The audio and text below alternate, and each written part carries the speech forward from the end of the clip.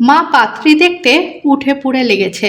এ ঘটক সে ঘটক matrimony, সব জায়গা থেকে কত কত সম্বন্ধ আসছে অরূপের জন্য। কিন্তু অরূপের একটাও মেয়ে পছন্দ হচ্ছে না। আর হবেই বা কি করে? তার মন তো সে অনেক আগেই দিয়ে ফেলেছে অচিরাকে। অচিরা শান্ত সহজ মায়াবী এক মেয়ে, যার হাসিতে অরূপের সব ক্লান্তি মুছে যায়, যার কণ্ঠ শুনলেই মনে হয় পৃথিবীটা এখনো সুন্দর আছে। কিন্তু ভালোবাসা থাকলেই তো সব সহজ হয় না। অরূপের মা উপাসনা দেবী ভীষণ কড়া স্বভাবের মানুষ। ছোটবেলা থেকে কঠোর নিয়মে মানুষ করেছেন ছেলেকে। তার কথার উপর কথা বলার সাহস অরূপের কখনো হয়নি। বাবা অনিরুদ্ধ বাবুও তার সামনে খুব বেশি কিছু বলতে পারতেন না। তবুও এবার আর চুপ করে থাকতে পারল না অরূপ। কারণ উপাসনা দেবীর একটি মেয়েকে ভীষণ পছন্দ হয়ে গেছে। কথাবার্তা প্রায় এগিয়েও গেছে। অরূপ বুঝল, এখন যদি অচিরার কথা না বলে তাহলে তাকে সারা জীবন আফসোস নিয়ে বাঁচতে হবে। এক সন্ধ্যায় অনেক সাহস সঞ্চয় করে বাবার ঘরে গিয়ে দাঁড়ালো সে। বাবা, একটা কথা ছিল। কাপা গলায় সে বলল অচিরার কথা। কতদিনের ভালোবাসা, কত স্বপ্ন, কত অপেক্ষা। অনিরুদ্ধবাবু চুপচাপ শুনলেন, তারপর ছেলের কাঁধে হাত রেখে বললেন, ভালোবাসা লুকিয়ে রাখলে সে একদিন কষ্ট হয়ে ফিরে আসে। চল, আজই তোর মাকে বলি। তারপর দুজন ভয়ে ভয়ে গিয়ে সব কথা বলেছিল উপাসনা দেবীকে। প্রথমে খুব রেগে গিয়েছিলেন তিনি। এতদিন এসব লুকিয়ে রেখেছিস কেন? আমাকে কি আগে বলা যেত না? আমি কি বাঘ না ভাল্লুক? কত বড় একটা অন্যায় কাজ করাচ্ছিলিস আমায় দিয়ে। অরূপ মাথা নিচু করে বেশ কিছুক্ষণ চুপ করে দাঁড়িয়ে থাকার পর গিয়ে জড়িয়ে ধরেছিল মাকে। উপাসনা দেবী দীর্ঘ নীরবতার পর ছলছল চোখে শুধু বললেন, ঠিক আছে, মেয়ের বাড়ি গিয়ে দেখে আসব। কথা বলে রাখিস ওদের সাথে। পরের রবিবার তারা তিনজন গেল অচিরাদের বাড়ি। পুরনো কিন্তু ভীষণ পরিপাটি একটা বাড়ি। উঠোনে শিউলি গাছ, বারান্দায় টবে রাখা মানি প্ল্যান্ট। দরজায় এসে অচিরা সাদরে তাদের নিয়ে গিয়ে বসালো ড্রয়িং রুমে। বেশ কিছুক্ষণ পর ড্রয়িং রুমে ঢুকলেন অচিরার বাবা, জল খাবারের ট্রেটা হাতে নিয়ে। উপাসনা দেবী মুখ তুলে তাকাতেই থমকে গেলেন। এ যে শাশ্বত। এক মুহূর্তের জন্য যেন সময় থেমে গেল। চারপাশের সব শব্দ মিলিয়ে গেল। শুধু ফিরে এলো বহু বছর আগের কলেজ ক্যাম্পাস, বৃষ্টি ভেজা করিডোর, লাইব্রেরির সিঁড়ি আর একজোড়া স্বপ্ন ভরা চোখ। শাশ্বত স্থির হয়ে দাঁড়িয়ে রইলেন, দুজনের চোখে একরাশ বিস্ময়। কলেজে উপাসনা আর শাশ্বত ছিল একে অপরের খুব কাছের মানুষ। বন্ধুত্ব থেকে ভালোবাসা, সবই হয়েছিল নিঃশব্দে। ভবিষ্যতের কত স্বপ্ন ছিল তাদের। ছোট্ট সংসার, অনেক বই, বারান্দায় দুটো চেয়ার, আর বিকেলে একসাথে চা। কিন্তু জীবনের সব গল্প তো পূর্ণতা পায় না। উপাসনার বাড়িতে সেই সম্পর্ক মানা হয়নি। উচ্চবিত্ত পরিবারের একমাত্র মেয়ের জন্য তারা এমন পাত্র তারা কিছুতেই মেনে নিতে পারেনি। উপাসনা অনেক কেঁদেছিল, অনেক লড়েছিল, কিন্তু শেষ পর্যন্ত হার মানতে হয়েছিল তাকে। বাবা যে দিব্যি দিয়েছিল, ওই ছেলেকে তুই বিয়ে করলে আমার মরা মুখ দেখবি। অবশেষে দুজন হারিয়ে গিয়েছিল দুদিকে। আজ এত বছর পর আবার তারা মুখোমুখি। মেয়ে দেখে বাড়ি ফেরার পর থেকেই যেন বাড়িটা উৎসবের আলোয় ভরে উঠল। উপাসনা দেবীর মুখে সেই কড়া ভাবটা আর নেই, বরং এক অদ্ভুত প্রশান্তি। অচিরাকে তার ভীষণ পছন্দ হয়েছে, এ কথা তিনি নিজেই সবার আগে জানালেন। অনিরুদ্ধ বাবুও খুশি। অরূপের তো যেন মাটিতে পাই পড়ছে না। খুব তাড়াতাড়ি বিয়ের তারিখ ঠিক হয়ে গেল। বাড়ি জুড়ে তখন শপিং, গয়না দেখা, কার্ড ছাপানো, আত্মীয়দের ফোন, সব মিলিয়ে ব্যস্ততা আর ব্যস্ততা। অরূপ আর অচিরা আর লুকিয়ে নয়, বরং প্রকাশ্যে একে অপরকে ফোন করছে, দেখা করছে, শপিংয়ে যাচ্ছে। কেনা হয়ে গেছে অচিরার পছন্দের বেনারসি, আর তার সাথে ম্যাচিং করে অরূপের জন্য ধুতি পাঞ্জাবি। ইতিমধ্যে অচিরাদের বাড়িতে বিয়ের প্যান্ডেল বানানোও শুরু হয়ে গেছে। আত্মীয় স্বজন, পাড়া প্রতিবেশীদের নেমন্তন্ন পর্যন্ত প্রায় শেষ, দুবাড়ির তরফ থেকে। অচিরার মা নেই, তিনি মারা গেছেন বেশ কয়েক বছর আগে। তাই মামিমাই আগে চলে এসেছেন সবটা সামলাতে। মেয়ের বিয়ে বলে কথা, কত নিয়ম কানুন থাকে, ছেলেরা এসব জানে নাকি? দুই বাড়িতে সবাই মেতে উঠেছে বিয়ের আনন্দে। কিন্তু এই আনন্দের মাঝে হঠাৎ করে অরূপের মনের মধ্যে একটা ঝড় উঠল। কি করবে বা কি করা উচিত কিছুতেই যেন বুঝে উঠতে পারছে না সে। তাই সে খানিকটা চুপচাপ হয়ে গেছে, চোখে মুখে একটা অদ্ভুত দুশ্চিন্তা। অচিরা ফোন করলে ঠিকঠাক কথা বলে না, বারবার এড়িয়ে যায়। বিয়ের কোনো কিছুতে যেন আর উৎসাহ নেই তার। মনের মধ্যে চলছে হাজারটা ফন্দি, হাজারটা প্রশ্ন আর তার উত্তর। অথচ বিয়ের আর মাত্র দিন চারেক বাকি। সে কিছুতেই যে কোনো একটা সিদ্ধান্তে উপনীত হতে পারছে না। তাই একবার ভাবছে অচিরাকে সবটা বলি, ও নিশ্চয়ই বুঝবে ঠিক। তার পর মুহূর্তেই ভাবছে, না না, ও যা মেয়ে, পুরোটা না জেনে বুঝেই চেঁচিয়ে উঠবে। তার থেকে বরং ওর বাবা শাশ্বতবাবুর সাথে কথা বলি। কিন্তু সেটা কি ঠিক হবে? তিনি কি সেটা ঠিক চোখে নেবেন? এতে আবার হিতে না বিপরীত হয়ে যায়। শেষে দেখা গেল আমি চাইলাম এক, আর হলো তার উল্টো। মাঝখান থেকে আমার আর অচিরার সম্পর্কটাই না শেষ হয়ে যায়। কি করব? মাকে কি কিছু বলবো? না না বাবা, দরকার নেই। এসব ভাবতে ভাবতে সে যেন কেমন আনমনা থাকে আজকাল। তার এই উদাসীনতা দেখে অচিরা সমেত বাড়ির সবাই ভেবেছিল বিয়ের চাপ, তাই হয়তো এমন করছে। কিন্তু একদিন দুপুরে হঠাৎ অরূপ কাউকে কিছু না জানিয়ে চলে আসে অচিরাদের বাড়ি। অচিরা দরজা খুলতেই দেখল তার মুখ শুকনো, চোখ দুটো লাল। সে বিস্ময়ে জিজ্ঞাসা করল, কি হয়েছে এভাবে হঠাৎ কিছু না জানিয়ে? অরূপ ঘরে ঢুকে ধপাস করে সোফায় বসে একটা দীর্ঘশ্বাস ফেলে ধীরে ধীরে বলল, এই বিয়ে আমি করতে পারবো না অচিরা। অচিরার যেন মাথায় বাজ ভেঙে পড়ল। সে চেঁচিয়ে বলে উঠল, মানে কি বলছো তুমি? আর একবার বলো দেখি। আমি ঠিক করেছি এই বিয়ে হবে না। অচিরার চোখে জল এসে গেল।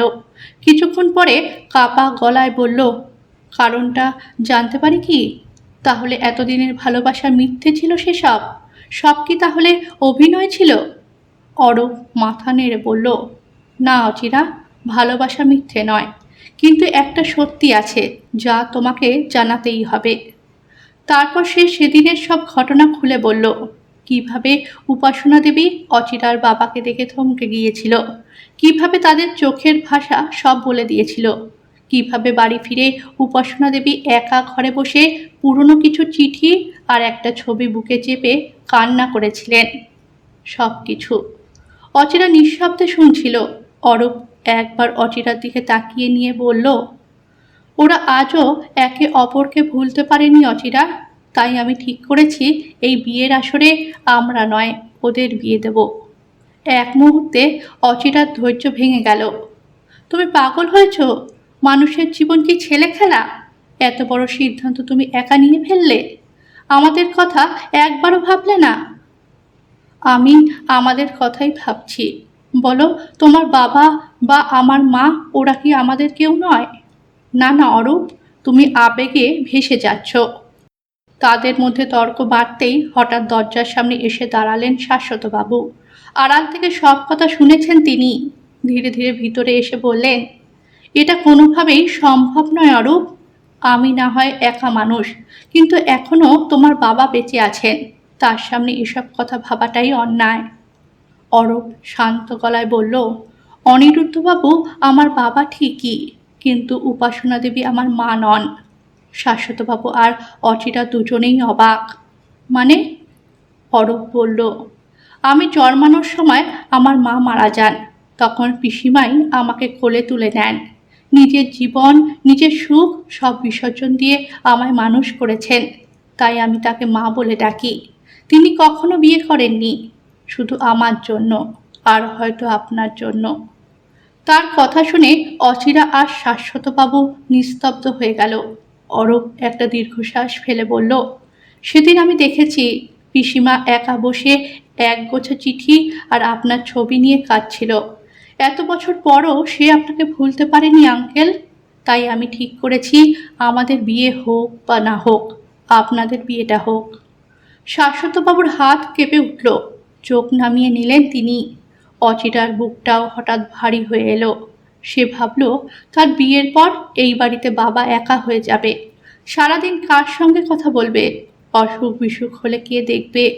যদি উপাসনা দেবী এই বাড়িতে আসেন তাহলে বাবাও একা থাকবে না, আর অরূপের পিসিমাও নতুন করে জীবন পাবেন। অচিরা ধীরে ধীরে অরূপের দিকে তাকালো। তার চোখে এবার আর রাগ নেই, শুধু জল। আলতো হাতে তা মুছে সে বলল, তুমি আগে বলনি কেন? অরূপ মৃদু হেসে বলল, কারণ আমি ভয় পেয়েছিলাম তুমি হয়তো বুঝবে না ভেবে। অচিরা এগিয়ে এসে তার হাত ধরে বলল, আমি আছি তোমার সঙ্গে। সেদিন সন্ধেবেলা তারা তিনজনে গিয়ে সব কথা বলল অনিরুদ্ধ বাবুকে। সব শুনে তিনি অনেকক্ষণ চুপ করে রইলেন। তারপর হেসে বললেন, আমি তো রাজি, আমার কোনো আপত্তি নেই। আমি বুঝি উপাসনার মনের অবস্থাটা। বাবার উপর অভিমান করে বিয়েটাই আর করলো না। তখন আমিও কিছু করতে পারিনি ওর জন্য। তখন অত সাহসও ছিল না বাবার কথার উপর কথা বলার। কিন্তু এখন সময় এসেছে ওর জীবনের দরজাটা খুলে দেওয়ার। যেহেতু বাবা আর নেই, সুতরাং তার দিব্যির কোনো মূল্য এখন আর নেই। তাই চল আর দেরি না করে ওকে গিয়ে বলি, দেখি রাজি হয় কি না।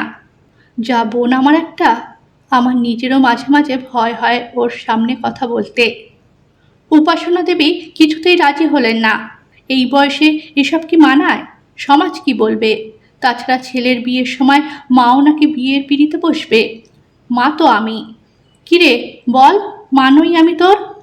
অরূপের দিকে তাকিয়ে বলে উপাসনা। ছি ছি, পাঁচজনে হাসাহাসি করবে না? মন্দ কথা শোনাবে না? তাই বলি কি, এইসব উল্টোপাল্টা কথা মাথা থেকে ঝেড়ে ফেলে যে বিয়েটা হচ্ছে সেটাতে মন দাও। আর একটা কথা, দয়া করে কেউ আর এই নিয়ে আমায় বিরক্ত করতে এসো না। তা শুনে অনিরুদ্ধবাবু বললেন, সমাজ কি আমাদের একাকিত্ব বোঝে? তারা কি আমাদের দেখভাল করে? নাকি আমরা একদিন না খেয়ে থাকলে এসে জিজ্ঞাসা করে খাওনি কেন? তাহলে সমাজ যখন আমাদের জন্য কিছু করে না, তাহলে আমরা কেন মিছিমিছি তার কথা শুনতে যাব? তবুও দাদা, তবুও কিছু নয় রে বোন, তোর আপনজনেরা তোর পাশে আছে, অত ভয় কিসের? আমরা বলছি তাতে হচ্ছে না তোর? উপাসনাকে কোনো কথা বলতে না দেখে অরূপ বলল, মা, এবার তো একটু নিজের জন্য বাঁচো। অনিরুদ্ধবাবু বললেন, আর না করিস না রে, এভাবে আর অভিমান বয়ে বেড়াস না। কিসের অভিমান দাদা? আমার না আছে কোনো অভিমান, না আছে কোনো অভিযোগ। আমি তো বুঝতে পারছি না তোমরা কেন এত উঠে পুড়ে লেগেছ আমার বিয়ে দিতে। আমি তো আর ছোট নেই, আমার নিজেরও তো একটা মতামত থাকতে পারে। নাকি এ বাড়িতে আমার প্রয়োজন ফুরিয়েছে? সেটা স্পষ্ট বলো, আমি চলে যাচ্ছি। বলতে বলতে উপাসনা দেবীর চোখ ভরে গেল জলে। এতদিনে জমা থাকা অভিমান, কষ্ট, ভালোবাসা সব মিলিয়ে বুকটা ভেঙে গেল যেন। আর কোনো কথা বলতে পারল না অনিরুদ্ধবাবু। অরূপ দৌড়ে গিয়ে উপাসনাকে জড়িয়ে ধরে বলল, একদম অমন কথা বলবে না মা, তুমি আমার সব। তুমি কি সেটা বোঝো না? আর কেউ তোমায় কিছু বলবে না। তুমি যদি না চাও তাহলে কিছুই হবে না। ভুলটা আমারই হয়েছে, আমি হয়তো ভুল ভেবেছি। বিয়ের দিন উপস্থিত। সারা বাড়ি জুড়ে আত্মীয় স্বজন গম গম করছে অচিরাদের বাড়িতে। সবাই খুব খুশি। বিয়ে ঠিক হওয়া পর্যন্ত বাবাও খুব খুশি ছিল। কিন্তু হঠাৎ করে অরূপ যে কথাটা সবার সামনে তুলল, সেটা শোনার পর থেকে বাবা যেন কেমন মনমরা হয়ে থাকে। ভালো করে বোঝে অচিরা, আন্টি কথাগুলো অভিমানেই বলেছে। সে যদি আন্টির জায়গায় থাকতো তাহলে হয়তো একই কথাই বলতো। আর বলবে নাই বা কেন? যে মানুষটাকে ভালোবাসে তার সাথে বিয়ে হলো না বলে যে সারা জীবন বিয়ে করলো না, অথচ ভালোবাসার মানুষটা দিব্যি বিয়ে করে নতুন জীবন শুরু করলো। তার প্রতি যতই ভালোবাসা থাকুক, একটা অভিমান, একটা রাগ, একটা দুঃখ তো থেকেই যায়। ঠিক করেছে আন্টি। বাবা সেদিনও তো কোনো কথা বলল না, যেদিন আমরা সবাই মিলে গিয়েছিলাম আন্টির সঙ্গে কথা বলতে। বাবার কি উচিত ছিল না আন্টিকে কিছু বলার বা তার হাত দুটো ধরে ক্ষমা চাওয়ার? তবুও তো মেয়ে সে। বাবার কষ্টটা কিছুতেই মেনে নিতে পারছে না। তাই সে ফোন করলো উপাসনাকে। আন্টি, তোমায় কিন্তু অরূপের সঙ্গে আসতেই হবে। তুমি যেমন অরূপের মা, তেমনই আমারও। মনে রেখো কিন্তু, আমার মা নেই। তাই আমি চাই তুমি আমার মা হয়ে আমার জীবনের সবচেয়ে বড় দিনে তুমি আমার পাশে থাকো। কি গো, বলো থাকবে না? না বললে কিন্তু আমি শুনবো না। আমি যদি দেখি তুমি আসোনি, তাহলে কিন্তু বিয়ের মণ্ডপ ছেড়ে আমি নিজে যাব তোমাকে আনতে। ঠিক আছে বাবা, যাব, আর বলতে হবে না। বর সমেত বরযাত্রীরা এসে পড়েছে। একটু পরেই শুরু হবে বিয়ে। শাশ্বত ব্যস্ত বিয়ের কাজে, মেয়ের বাবা বলে কথা। ঠিক সময়ে আসতে পারেনি বর পক্ষকে আহ্বান জানাতে। পরে এসে যখন আলাপ সারছিল, তখন চোখ পড়ল উপাসনার দিকে। সেই নীরব অভিমান করার অভ্যাসটা আর গেল না তার। কোনো চিৎকার নয়, চেঁচামেচি নয়, একেবারে স্পষ্ট কথা। কেউ ঘুণাক্ষরেও টের পাবে না তার মনের মধ্যে কি চলছে। সেদিন বাড়ি ফিরে যে শাশ্বত ফোন করেনি এমনটা নয়। চেষ্টা করেছিল মনের কথা বলতে, চেষ্টা করছিল বলতে উপাসনা যেমন তার বাবার কথা শুনে বিয়েটা করতে পারেনি, তেমনি তিনিও বাধ্য হয়েছিল বিয়েটা করতে পরিবারের চাপে। কিছুই যখন বলা হয়নি, না বলাই থাক তবে। শুধু এটুকুই চাওয়া, মেয়েটা ভালো থাকুক, সেই সাথে উপাসনাও। এমন সময় উপাসনা বলল, অচিরার ঘরটা কোথায়? যাই একবার দেখা করে আসি।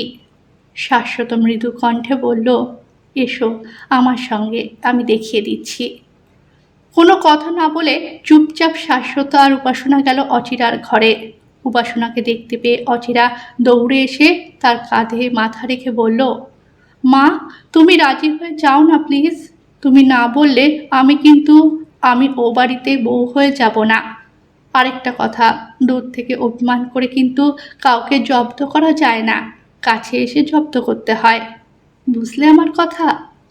উপাসনা দেবী মাথা নেড়ে ফিসফিস করে বললেন, কিন্তু ও কি এখনো আমাকে মনে রেখেছে?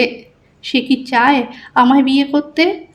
শাশ্বতবাবু সামনে এসে চোখ ভেজা গলায় বললেন, একদিনও ভুলিনি।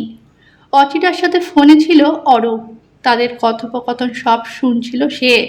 তাই এ কথা শোনা মাত্র আর নিজেকে ধরে রাখতে পারল না, দৌড়ে হাজির হলো অচিরার ঘরে।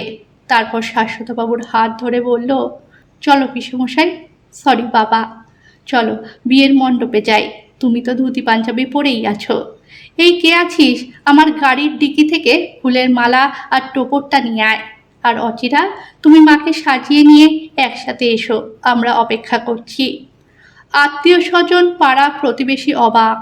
সবাই দেখল লাল বেনারসিতে মাথা নিচু করে বসে আছেন উপাসনা দেবী, পাশে বসে শাশ্বত বাবু, আর তাদের অন্য পাশে বসে আছে অরূপ আর অচিরা। আজ দুই কনের বাবা হলেন অনিরুদ্ধ বাবু। ওদিকে পুরোহিত মন্ত্র পড়ছেন। অচিরা অরূপের মতো উপাসনা দেবীর কাপা হাত এসে ঠেকল শাশ্বতের হাতে। চোখের কোণে জমে থাকা জল গড়িয়ে পড়ল দুজনেরই। যে ভালোবাসা একদিন থেমে গিয়েছিল অতীতের হাত ধরে, সেই ভালোবাসাই আজ ফিরে এলো আশীর্বাদের আলো হয়ে।